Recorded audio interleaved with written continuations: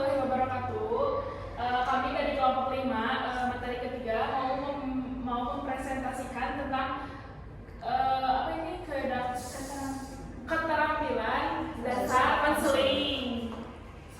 Itu next. Nah, ini ada mengarahkan. Mengarahkan ini mencakup sejumlah teknik komunikasi yang yaitu penafsiran, perangkuman, bertanya, pemantulan, menggali, dan memberi kata jaminan. Keterampilan ini ditampilkan konselor dengan harapan konseling dapat berbicara lebih bebas dan terbuka.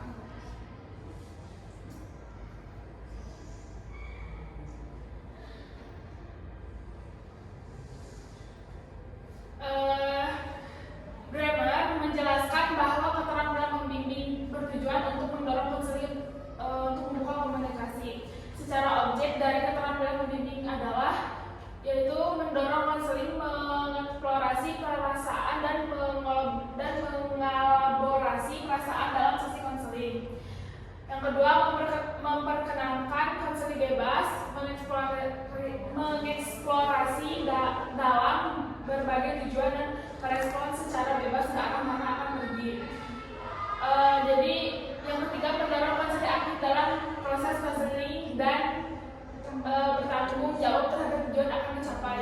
Jadi contohnya dari pengarahkan ini kita kayak misalnya bertanya kepada si konseling untuk mengasih pilihan poin ke-1 atau poin ke-2.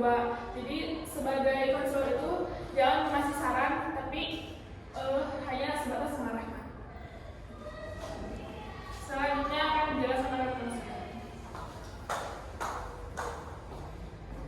Baik, perkenalkan, nama saya Putri Rahayu. Di sini saya akan menjelaskan materi mengenai menyimpulkan sementara. Nah, menyimpulkan sementara yaitu proses menggabungkan hal-hal yang telah diungkapkan oleh konseling dalam satu fase konseling. Nah, ketika proses konseling itu tentunya terdapat hal-hal yang diungkapkan oleh konseling. Nah, hal-hal tersebut dapat disimpulkan sementara oleh konselor supaya pembicaraannya itu lebih jelas. Nah, penerapan teknik ini sementara penerapan teknik menyimpulkan sementara ini tidak menentu dan hanya menggunakan pilih konselor. Jadi menyimpulkan sementara ini tidak berbatas waktu, jadi bebas waktunya kapan saja. Apabila konselor sudah merasa poin-poin yang diungkapkan oleh konseling itu sudah banyak, maka konselor boleh mengambil tindakan menyimpulkan sementara. Baik, adapun tujuan menyimpulkan sementara, yang pertama yaitu klien mendapatkan kesempatan untuk mengambil tilas balik atau feedback dari hal yang telah dibicarakan. Jadi konseling itu nanti bakalan paham apa saja sih yang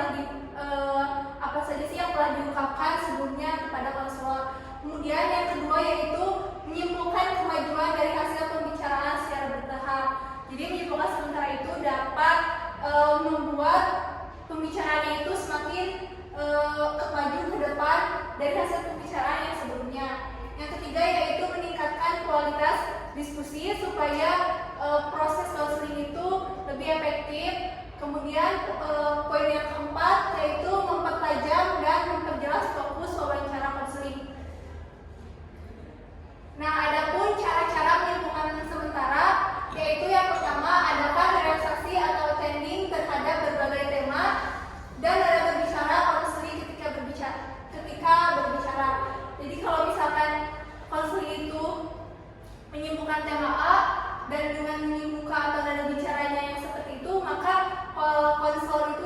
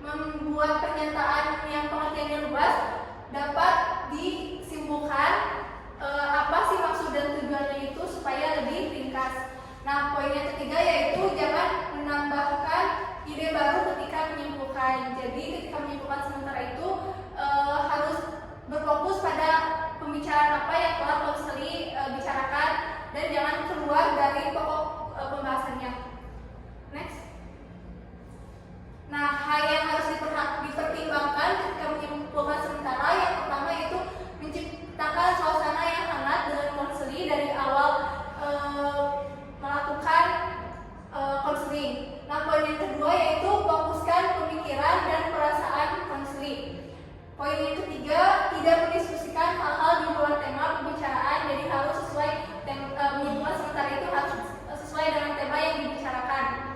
Nah, poin yang keempat yaitu memeriksa pemahaman konselor terhadap perasaan dan pemikiran konseli. Poin yang kelima yakni mendorong konseli untuk mengeksplor tema pembicaraan secara mendalam. Jadi pembicaraannya itu dapat digali lagi supaya konseli dapat mengungkapkan perasaan-perasaannya secara mendalam.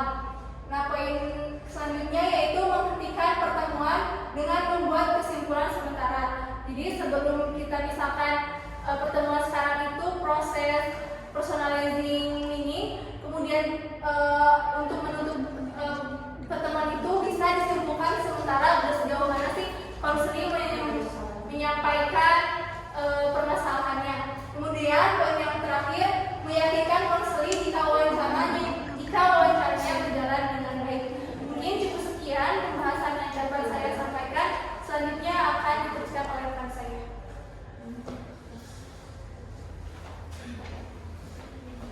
Saya September.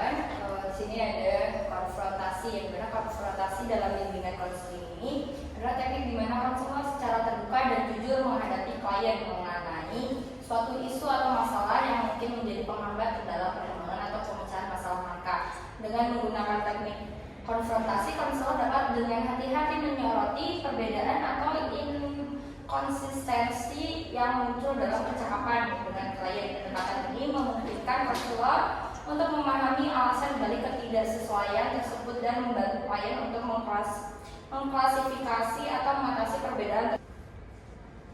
Tujuan konfrontasi yaitu untuk mendorong klien melakukan eksplorasi diri secara jujur untuk meningkatkan potensi konseling, untuk membantu konseling menyadari perbedaan konflik atau kontradiksi dalam dirinya. Meskipun konfrontasi dapat menjadi alat yang efektif dalam membantu klien mengatasi masalah, penting untuk menggunakannya dengan kebijaksanaan mengingat karakteristik unik diri setiap klien dan situasi konseling. Faktor seperti kepercayaan, hubungan konselor dan klien, lalu situasi spesifik dapat mempengaruhi efektivitas konfrontasi. Lalu penting untuk mencatat bahwa konfrontasi dalam BK harus dilakukan dengan penuh kehati-hatian dan kepekaan terhadap situasi klien. Konselor perlu mempertimbangkan hubungan yang telah dibangun dengan klien, mengutamakan empati dan memastikan bahwa konfrontasi dilakukan dengan niat yang membantu bukan menilai. Pendekatan ini sejalan dengan prinsip-prinsip etika dan profesionalisme dalam praktik BK. Baik, selanjutnya akan dijelaskan oleh rekan saya. Baik, di sini saya akan menjelaskan teknik konseling bagian fokus. Nah, teknik fokus itu merujuk pada teknik yang diterapkan oleh konselor untuk membantu konseli dalam memusatkan perhatian pada pokok pembahasan. Nah, ketika konseli yang sudah terlibat dan terbuka dalam proses konseling cenderung menyimpang dari pokok pembicaraan, hal itu bisa disebabkan oleh berbagai faktor seperti keadaan emosional intens, kurangnya konsentrasi, atau terlalu bersemangat. Nah, dalam situasi itu, konselor memiliki peran penting untuk membantu klien atau konseli agar dapat memusatkan perhatiannya kembali pada inti atau pokok pembicaraan. Lalu di sini ada beberapa teknik fokus yang dapat digunakan oleh konselor. Yang pertama itu ada pertanyaan pengecualian atau expression question. Nah, pertanyaan ini tuh dimaksudkan untuk membimbing konseli mengingat waktu atau situasi ketika permasalahan yang dibahas tidak terjadi. Yang kedua, memfokuskan pembicaraan. Nah, teknik ini tuh digunakan untuk membantu konselor mengarahkan perhatian konseli pada pokok pembicaraan atau pembahasan. Lalu yang ketiga ada teknik refleksi perasaan. Nah, teknik itu digunakan untuk menangkap perasaan, pikiran, dan pengalaman konseli lalu merefleksikannya kembali pada konseli.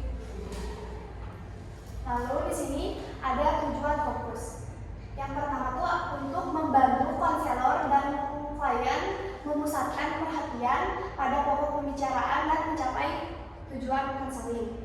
Lalu membantu konselor untuk mengembangkan keterampilan dalam memimpin arah pembicaraan dan mencegah menyimpang dari pokok pembicaraan. Lalu yang ketiga ada mengajarkan konselor cara untuk memprioritaskan masalah-masalah yang dihadapi. Lalu di sini ada implikasi. Nah, penerapan teknik konseling seperti mengarahkan, menyimpulkan sementara, konfrontasi, dan fokus memiliki implikasi yang signifikan dalam bimbingan konseling. Nah, kalau teknik mengarahkan dapat membantu konselor untuk membimbing siswa dalam menemukan arah dan tujuan pendidikan mereka. Kalau teknik penyimpulan sementara dalam bimbingan konseling itu dapat mendukung proses pemahaman diri siswa. Lalu teknik konfrontasi dalam bimbingan konseling dapat membantu konselor untuk menghadapi isu-isu yang mungkin menjadi hambatan bagi perkembangan siswa. Dan yang terakhir, teknik fokus yang diterapkan dalam bimbingan konseling itu dapat membantu siswa untuk tetap konsentrasi pada tujuan pendidikan mereka. Mungkin sekian yang bisa kami sampaikan, kurang lebihnya mohon maaf. Dan untuk sesi diskusi nanti ada di